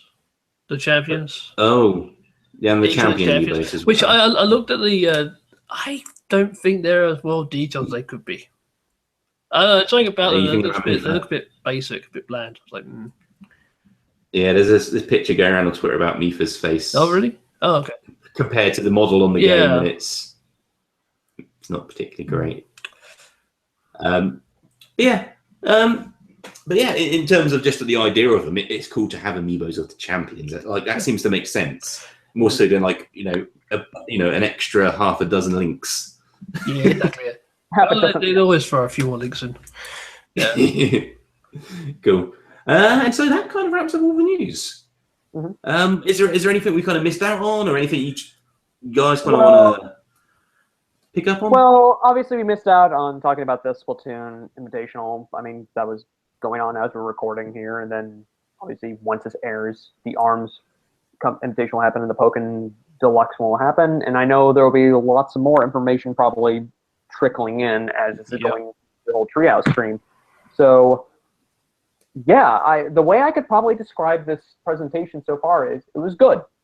It was good, not great. The only reason I say that is most of these games we already knew before. Mm-hmm. The reason why it puts it over good for me is the surprise announcements of Metroid. Pretty much Metroid for me. That's what it is. As silly as it is, just like the Mario and Rabbids game and how it was presented on the Ubisoft conference, if I kind of think of that bolted on to the Nintendo conference, it kind of makes it feel quite a lot stronger. Yeah. Just personally, I really liked how that was shown off, and like Miyamoto and seeing the like as Colin was saying, it was like very human, very emotional. Miyamoto and James Bond villain posing together on stage, and the game itself blew my expectations. I was open for the idea, but I wasn't expecting to actually be impressed by it. Which it was. Yeah, in terms of, it looks like a really great strategy game, and I can really sink my teeth into those. Like very deep as well. Yeah. Yeah, looks perfect for the platform. So yeah, overall for myself, if you take everything, you can take all the announcements, not just the presentation. Yeah, I'm really quite happy. If it's just that 25 minutes, I don't actually think and this is more so for me because I don't generally like the name drop. oh, this game's being made, and like nothing's shown. I don't like those types of announcements. And so if I take them out, and then I'm not left with much. So I don't think it was a great showing. But with just taking E3 as a whole for Nintendo, actually really good. And I think that's how Nintendo's taking E3 now. Is that it's not all about the presentation. This show is literally the kickoff for them. Yep. And then they'll show off gameplay during the Treehouse, and they'll announce things for other parties as well as Treehouse and so on, and obviously directs throughout the year.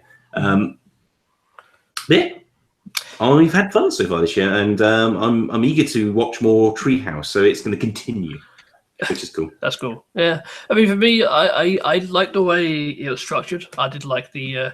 I thought the short running time would be an issue, but it didn't. It was perfect. They didn't spend too much time on one game. There were a few moments where they stopped and had someone speaking, and it didn't drag. It slowed down the momentum a little bit, but it didn't drag. Yeah, I'll give it a solid 6 out of 10 kind of thing. Yeah, it was good. I thought it was good.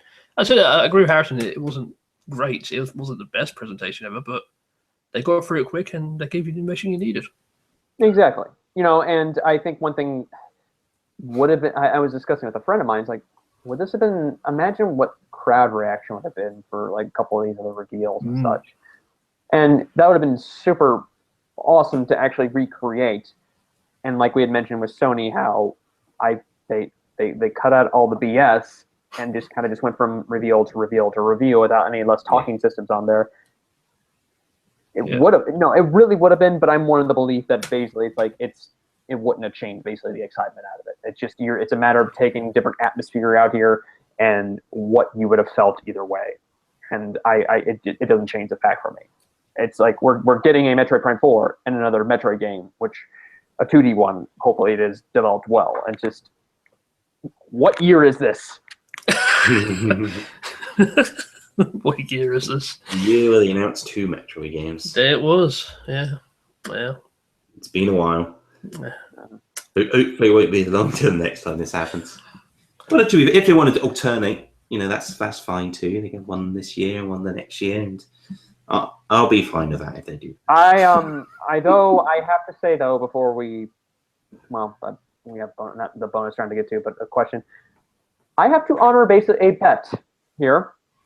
Ooh, okay. That I had mentioned. I did briefly mention how at one point during an episode last year that if a new Metroid game was announced, I would literally rip my shirt off. Oh, is it going to happen? Is it going to happen? The problem though, when you make this bet, were we doing a video show? I assume not.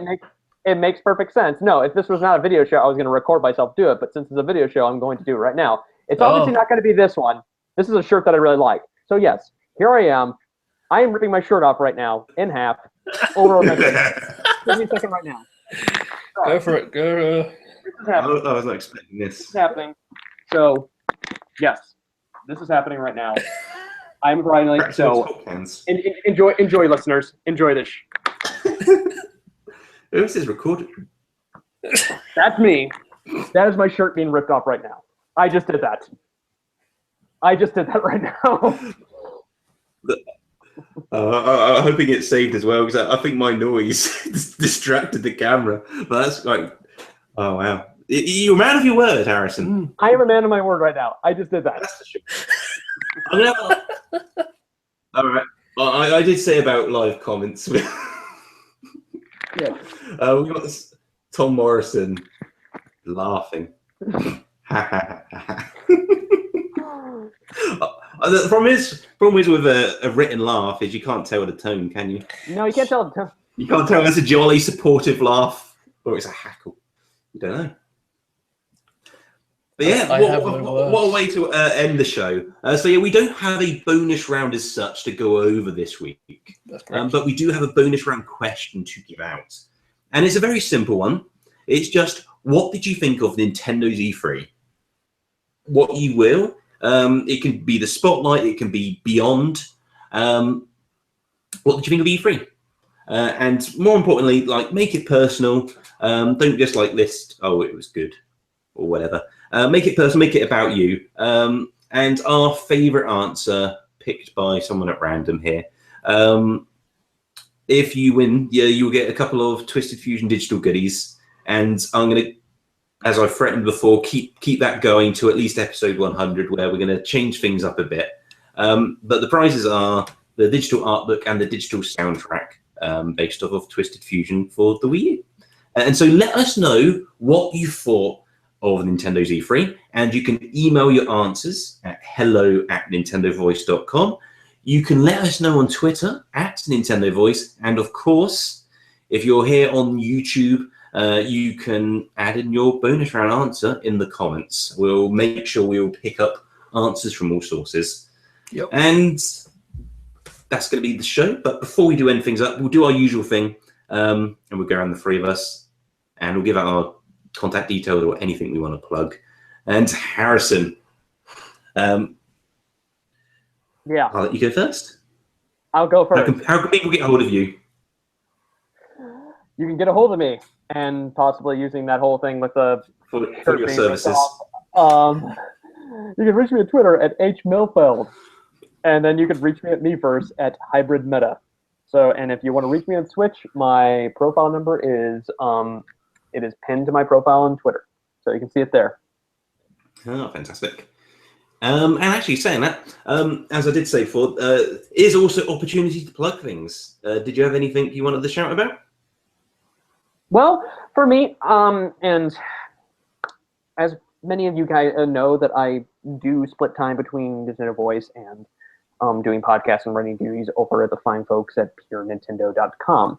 And just recently, last week, we had just launched a Patreon, and we'll have hopefully the link of this maybe into the podcast description on there. But the people that I work with there are phenomenal individuals, and they've been around with that site for upwards of maybe 5+ years, and Whoa. many of which have just covered the games industry, whether it's E3, PAX, GDC, and such. And they were able to bring me on as a contributor and fully put me on as a full-time staffer. And obviously, it's a small. No, thank you. And it's a small Patreon number we have right now. We don't have a lot at this moment, but we hope to kind of grow in the meantime. And I hope and our process right now is to put out great Nintendo content, but also to put out a physical magazine, which we used to do for a while, but we stopped. And hopefully in the times, if we raise enough money, we're able to put up really great Nintendo content out there. That's awesome, man.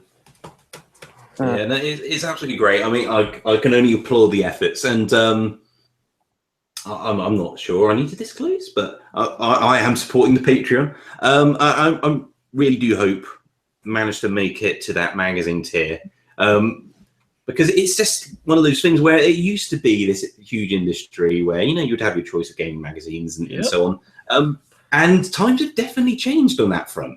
There's hardly anything to choose from, and especially on the Nintendo side. So it would be great, knowing the great work you guys do, to have that like physical magazine you can leaf through and you can put on your coffee table or take with you and such. So I really do hope we get to there. So yeah, any listeners, please do simply check it out and see what you think about it. Read through the stuff, make up your own mind. But personally, I think it's a really great cause, and I'm not directly involved in it in any way. And so, Colin. Yes. How can people get hold of you? And do you have a magazine or anything else? That you I don't have a magazine to plug or anything like that, but I do have a Twitter. Monthly. That there wouldn't be enough copies to sell. That'd be quite a high monthly cost, I imagine, if you wanted to. Very high, yeah, per user. It would be financially viable. But you can find me, as in myself, through Twitter @HighlyEmbarred, which is